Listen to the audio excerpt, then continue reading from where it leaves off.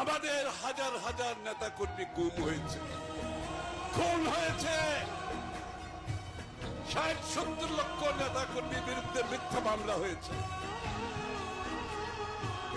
আমাদের নেতা কর্মীরা পুলিশের হেফাজতে মৃত্যুবরণ করেছে, জেলখানায় বিনা চিকিৎসায় মৃত্যুবরণ করেছে, বাড়ি থেকে পালিয়ে বেরিয়েছে, মাঠে ঘাটে ধান খেতে আপনারা থেকেছেন কষ্ট করে করে। কিন্তু আন্দোলন থেমে থাকে নাই।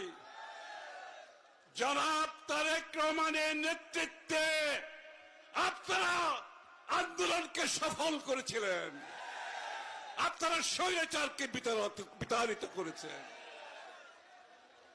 আজকে আমাদেরকে প্রস্তুত থাকতে হবে, যার জন্য আমরা সবাই